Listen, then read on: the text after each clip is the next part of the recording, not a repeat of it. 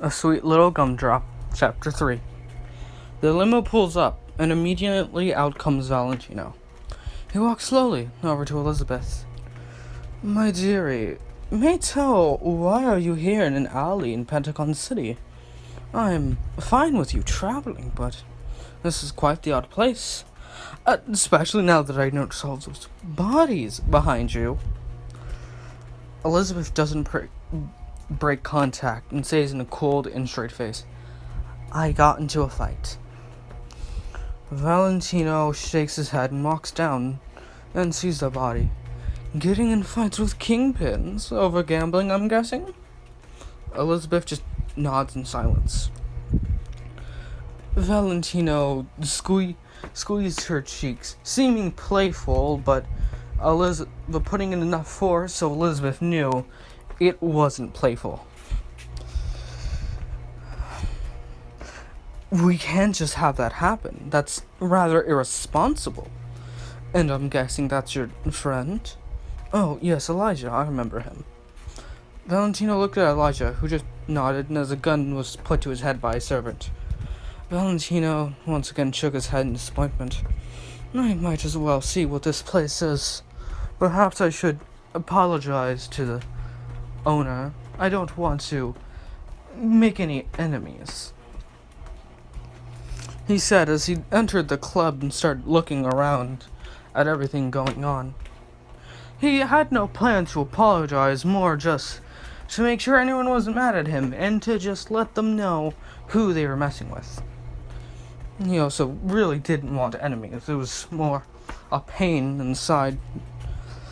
Suddenly, Corey loudly announced, Oh, Mr. Valentino! If you were wondering, it was me who got in the fight. I just wanted to frame them to pull you closer, Corey said, approaching Valentino with a devilish look in her eyes. A dangerous yet seductive look. Fifi no longer had her jacket on, as it was tied under her waist, and her undershirt, which was also pink, was ripped to look like a tank top. Valentino checked her out and was interested. Interesting. You are a cutie, but what would you like with me? What was so important you'd mess with a kingpin? Elizabeth and Elijah watched in horror, trying to figure out Corey's plan. Corey walked up to Valentino, put a hand on his face softly, and a hand up his shirt, making sure her entire arm touched his body. She used her ability subtly at that moment. Valentino was already tempted, but now he felt less stronger than before. I just want to dance, and maybe we can hang out later. Valentino wrapped his arms around Corey as Corey walked backwards onto the dance stage. I suppose I have time. As she walked backward, pushing through the crowd, she grabbed someone's wine bottle that was nearly full, yet he didn't attack, seeing Valentino, and just growled. Soon they reached the front, and Corey turned them so Valentino was against the wall of the stage, as the stage was raised higher than them. Corey looked seductively at Valentino and put the bottle to her lips and looked at it seductively, trying to get him as distracted and off guard as possible. This was the perfect time. Corey immediately uppercut the bottle into Valentino's face and smashed the broken bottle into his eyes, temporarily blinding him. She also doused him with alcohol as she took out 2 lighters and looked behind her at 2 wolf-like humanoids. Thanks for the lighter, boys. I'll pay you back tomorrow. We can meet in this alley, she said, winking, before using the lighters to set Valentino ablaze and threw them on the floor, lighting up a line of alcohol she had laid across the club, setting the entire place ablaze. She ran out, using the crowd as a shield in case Valentino tried to catch her. She ran at the servants holding Elizabeth and Elijah who had a gun pointed at them, and filled them with bullet holes using the gun she picked up from the Ping King shark earlier. She then grabbed Elijah and Elizabeth, but Elizabeth resisted. She sighed. Listen, there's too much to happen for me to even comment on it, but if I come with you, I'll be held responsible by Valentino. Corey didn't even stop and dragged her by force. She growled through her teeth. Then you aren't coming with me. I'm kidnapping you. Elizabeth knew she had good intentions, but as she stared at Corey, She looked as she did before, but her bloodlust and intensity was higher than ever. This time it wasn't just a primal fear. She was afraid. She then forced open the limo door as she throws them inside and sits in the driver's seat. She points a gun at the only other person in the limo, Angel Dust. Corey stares at Angel Dust. She's overcome with guilt, seeing someone who looks innocent and merely another victim. As her form returns to normal, she slides the gun to Angel Dust. Listen, spider person, is there anywhere you want to go? Angel Dust was confused, but answered truthfully, listen, I don't want Valentino to think Corey growled and yelled, shut the fuck up about him! I'm so fucking tired of him. Listen, I'm not bringing you anywhere then. I'm kidnapping you and dropping you off because I don't want to deal with you. Does that work? Angel just sighed.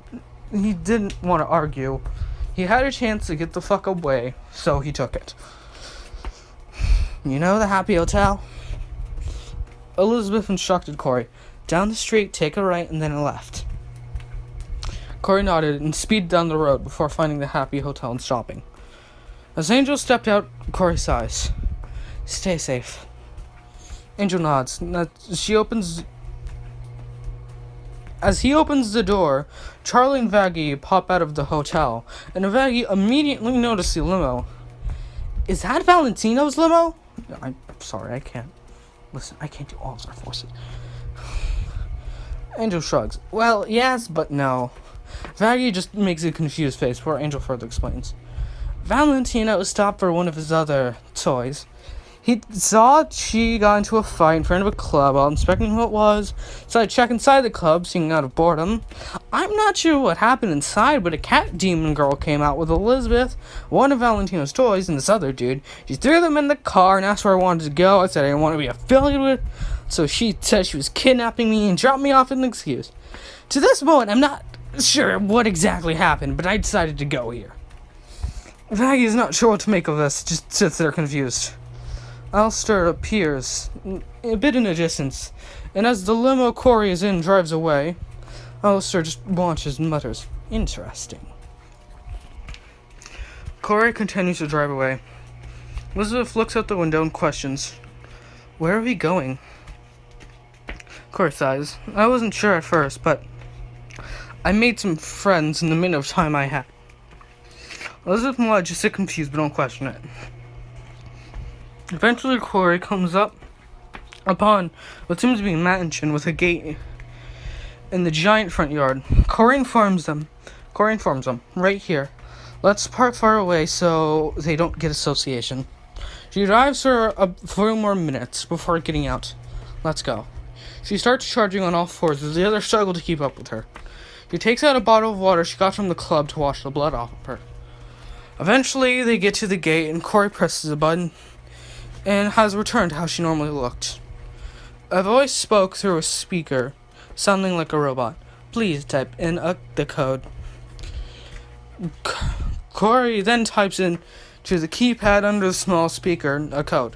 354-25864. As the gate opens and they walk into the front yard, a more cat than human humanoid demon seems to have the appearance of an anthropomorphic black cat and seemed to be a butler approached them. Before you enter the house itself, may I ask what your business is? Corey nodded politely. I am friends of the young masters. They are currently in the club. They got caught up in a bar fight and for me to meet them here or wait here. My name is Corey and these are my friends Elijah and Elizabeth. The butler nods. Follow me. As they walk slowly towards the mansion, Elizabeth and Elijah inspect it curiously. It's at least a football field long and has plenty of windows and is pastel yellow in color. They come to the large white doors in which the butler opens and hold open for everyone as they walk in. They come upon a grand sight. In front of them is a small staircase leading to a large plaza with open doors leading to the dining room and kitchen, which also has a sliding glass door to the backyard. The plaza also has 2 staircases to the second floor. There are many doors and hallways. Suddenly, a man looking quite rough for someone in a suit with wolf ears and a wolf tail, along with fangs, and a cat girl with features similar to Corey, just ears and a cat's tail wearing a yellow sundress approach them. The butler Catman explains, "This girl here named Corey claims to have met the young masters at a club, becomes friends, and have been told to wait here. And these are her friends."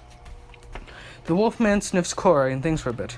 As the Wolfman bent over to sniff Corey is slightly intimidated by his size and muscularity. Compared to her, who is 5'4", this man, who seemed to be about 6'7", was an absolute giant.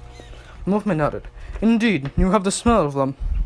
You too have the smell of elders, though I suppose that's a given when you go to the club. My name is Vincent. This is my wife, Liza." Liza waves and smiles pleasantly. Vincent sighs. "As much as I'd like to trust you, especially since you had the code to get in, I still must verify with my sons. So you will be under the watch of my butlers." Two more butlers with the appearance of the first, but one being white and the other brown, walk towards him. Vincent continues, "They will accompany you everywhere unless you are changing. If you are changing, you have a time limit before they can barge in of 5 minutes. I know it sounds crazy, but I am a rich man, and while I'm no overlord, my name is known. I can't allow anyone to do something shady, as we can't afford to have everyone search the house for bombs every time someone we don't trust comes over. Please understand." Corey nods. "I understand." Vincent smiles. "Thank you. Now, butlers, lead them to the room." Black Cat grabs Corey's hand, the White Cat grabs Elizabeth's hands, and the brown cat butler grabs Elijah's. They are led upstairs and down a hall to the right. As I walk down the hall, I see a bunch of doors on each side. Everyone is took to a separate room. As Corey is took to her room, she looks around. A bathroom, a nightstand with a mirror, a TV, and a large bed. She goes to the bed and she lays down, curling up in her covers. Normally she'd have trouble falling asleep with the butler sitting in the room, but she was too tired to even think, as she slowly fell into a deep slumber.